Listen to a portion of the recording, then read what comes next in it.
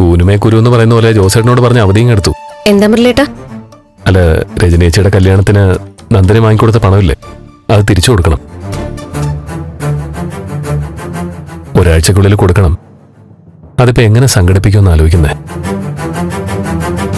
നന്ദൻ തിരിച്ചു തരാന്ന് പറഞ്ഞിട്ടില്ലേ? കഴിയുന്നതും വേഗം തിരിച്ചുതരാന്ന് പറഞ്ഞിരുന്നത്. ഈ അവസ്ഥയിൽ ഇപ്പോ നന്ദനോട് ചോദിക്കാനും വയ്യ. മുരളിയേട്ടാ, ആ ദേവിക എത്തിയോ? ഞാൻ കരുതി വരാൻ വൈകുമെന്ന്. ഒന്ന് കാണണമെന്നും പറഞ്ഞ മുരളിയേട്ടനും ഗൗരിയും വിളിച്ചാ വരാതിരിക്കാൻ പറ്റോ? ഭാർഗവിയന്റെ ഇല്ലേ? അമ്മ അപ്പുറത്തെ മീനാക്ഷി ചേച്ചിയെ കാണാൻ പോയതാ. അല്ല, ഞാൻ വന്നപ്പോ കാശിന്റെ കണക്ക് പറയുന്നുണ്ടായിരുന്നല്ലോ. നന്ദുവിന് വേണ്ടി വാങ്ങിയ കാശെന്നൊക്കെ. അതേത് കാശാ? അത് അല്ല, നന്ദന് വേണ്ടി വാങ്ങിയ കാശെന്നല്ല, പിന്നെ നന്ദൻ എനിക്ക് വേണ്ടി വാങ്ങി തന്ന കാശെന്ന് പറഞ്ഞതാ. ദേവിക കേട്ടത് തെറ്റിയതാ. നന്ദു എപ്പോ കാശ് വാങ്ങി തന്നു? നന്ദുവിന് വേണ്ടിയല്ലേ അന്ന് കാശ് വാങ്ങിച്ചത്. തിരികെ കൊടുക്കാൻ മുരളിയേട്ടന് കാശിന് അത്യാവശ്യം വന്നായിരിക്കും അല്ലേ? കാശിന് അത്യാവശ്യം ആർക്കാ ഇല്ലാത്ത? കാശിന്റെ കാര്യമൊക്കെ അവിടെ നിൽക്കട്ടെ, അത് ഞാനും നന്ദനും തമ്മിൽ തീർത്തോളാം. ദേവികയോട് കുറച്ച് കാര്യങ്ങൾ സംസാരിക്കാനുണ്ട്, അതുകൊണ്ടാണ് ഇങ്ങോട്ട് വരാൻ പറഞ്ഞത്. ദേവിക വാ.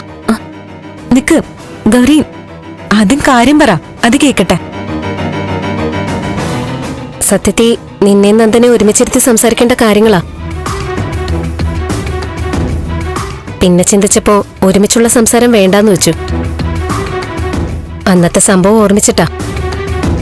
ഒരുമിച്ചിരുന്ന് സംസാരിച്ചു തുടങ്ങിയിട്ട് അവസാനം തർക്കത്തിലല്ലേ അവസാനിച്ചത്. ദേവിക, കാര്യങ്ങളൊക്കെ ഒരല്പം ശാന്തമായിട്ടുണ്ടല്ലോ. നീ ചെയ്യുന്നതൊക്കെ നല്ല കാര്യങ്ങളാ. അങ്കിളിനെ നമുക്കറിയാലോ, അങ്കിളിന്റെ ഭാഗത്തുനിന്ന് ഇങ്ങനൊരു വീഴ്ച ഉണ്ടാവില്ല. പക്ഷെ വീട്ടുകാരെ കുറ്റം പറയാൻ പറ്റുമോ?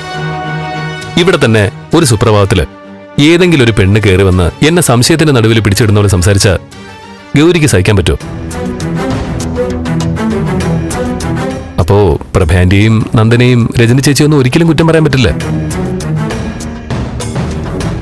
ദേവിക ഒന്ന് ശ്രദ്ധിക്കണം. ഒരാളിന്റെ ഭാഗത്ത് നിൽക്കുകയാണെന്നുള്ളൊരു തോന്നലുണ്ടാവരുത്. ആ വീടിന് മുഴുവനും വേണ്ടി ഇടപെടുന്ന ആളായിരിക്കണം ദേവിക. അങ്കിളിന്റെ ഒരാളായിട്ടാണ് ദേവിക സംസാരിക്കുന്നതെന്നും അങ്കിളിനെ രക്ഷിക്കാൻ വേണ്ടിയാണ് ദേവിക സംസാരിക്കുന്നതെന്നൊക്കെയാ നന്ദൻ പരിഭവിക്കുന്നത്. അല്ല, അതിന് അവനെയും കുറ്റം പറയാൻ പറ്റില്ലല്ലോ. മുരളിയേട്ടാ, ഞാൻ ആ വീടിന് വേണ്ടിയ കാര്യങ്ങൾ പറയുന്നേ. എടുത്തുചാട്ടം കാണിക്കുന്നതോ വലിയ ആളാവാൻ നോക്കുന്നതോ ഒന്നുമല്ല. അച്ഛന് വേണ്ടി നിൽക്കുമ്പോ കുടുംബത്തിന് വേണ്ടി നിൽക്കുന്നല്ലേ അതിന്റെ അർത്ഥം. ഒന്നാമത് അച്ഛൻ തെറ്റ് ചെയ്തിട്ടില്ല എന്ന് ഉറപ്പാ. അതിന് പ്രത്യേകിച്ച് തെളിവൊന്നും വേണ്ട. അച്ഛന്റെ വാക്ക് മാത്രം മതി തെളിവ്.